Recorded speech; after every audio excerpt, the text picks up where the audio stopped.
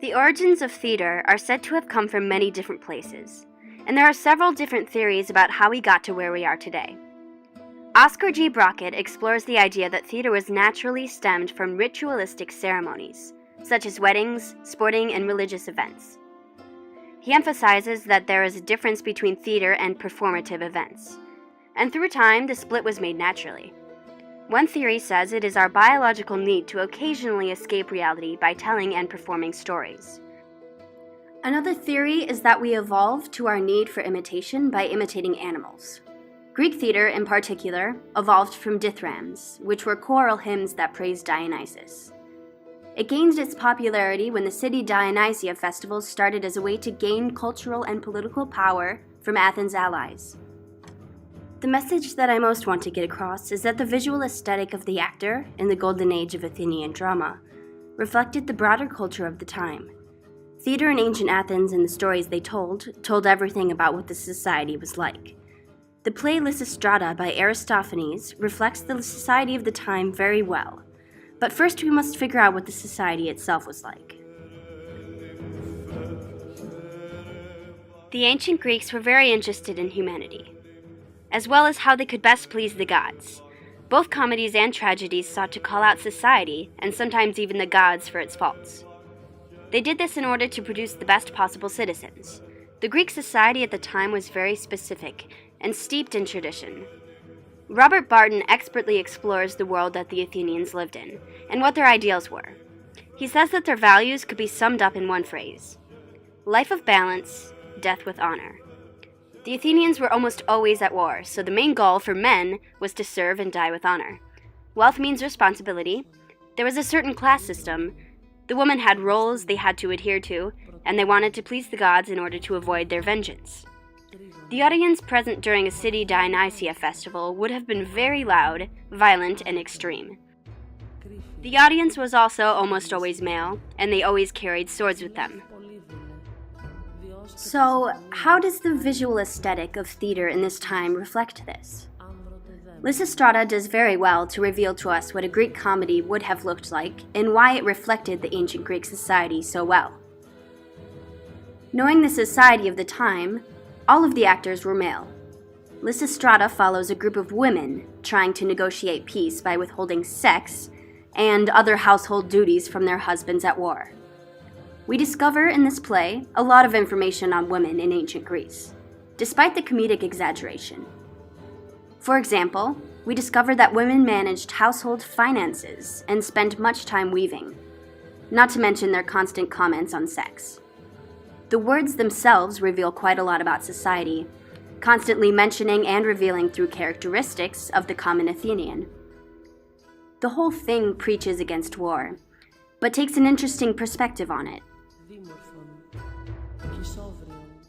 The text, as well as the voice, was extremely important in Greek theater. The story was also very important because it always had a message to the audience. On a Greek stage, this would be many men playing many women, which in that time would have been extremely humorous and poking fun at the women of the time. This is all about the culture of the time, and that is why this play so expertly demonstrates that.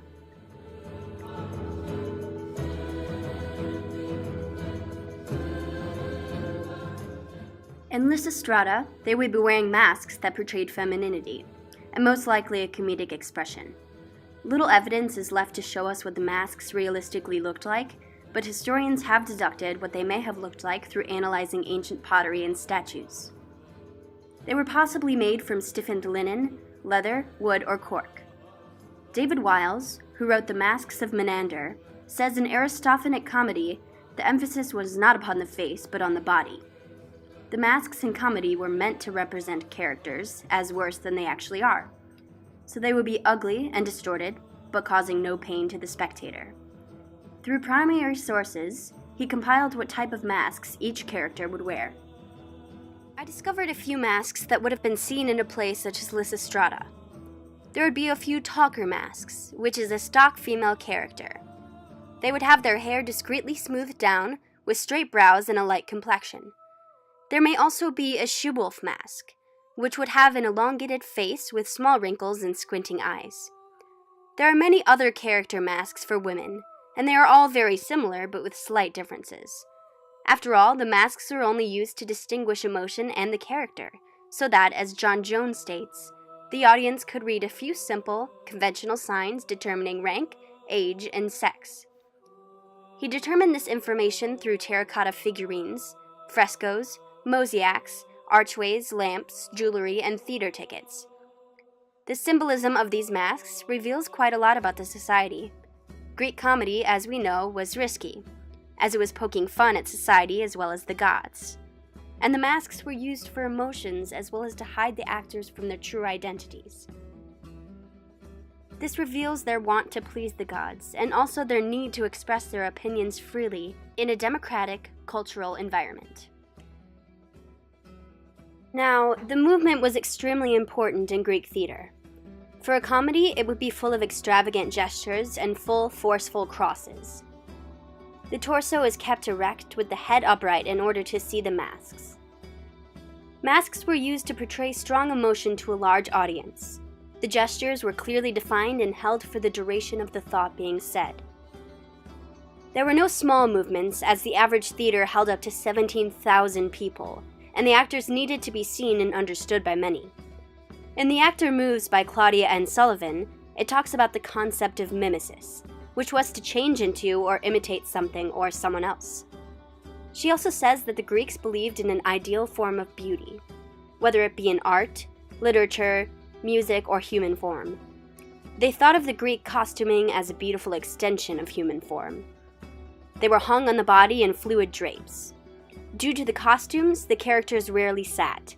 They usually kneeled, walked, carried out sacrificial duties, portrayed emotions, or interacted with other characters. The costumes differentiated the characters through exaggerated body parts in comedy, the young and the old, and the males and the females. They approached the movement abstractly, and it was an example of how the Greeks saw and produced their art since, as Sullivan says, voice and gesture had to fit the size of the theater, which leads me to the vocal quality of the actors. The talent of an actor was determined by beauty of voice quality, adaptability, and range of emotion and volume. Lysistrata shows society through each and every one of the art forms involved in the production. It was written for a reason and had a purpose to it. Again, a play such as Lysistrata would have been held at the later Dionysia festival, or the comedy festival called Lenaea. Athens was a powerhouse during the golden age of drama, and they invited allies from all over to come and watch the productions. Theater wasn't always for entertainment. In fact, it's a great outlet to voice opinions and political statements, especially in Athens where they could draw large crowds and affect many people. Comedy on its own is simply a more subtle and less cathartic way of getting that message across.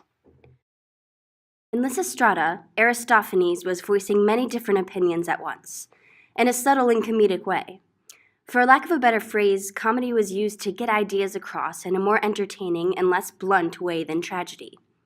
These ideas will be heard and processed by everyone who comes to see it, which includes the government officials of the time and anyone who is considered a citizen. So, in conclusion, comedy does reveal society of ancient Greece in the best way possible. The figurines and mosaics are very revealing as well, but having an artifact straight from the time and the life of the playwright is priceless, because it truly reveals a lot of what we're searching for.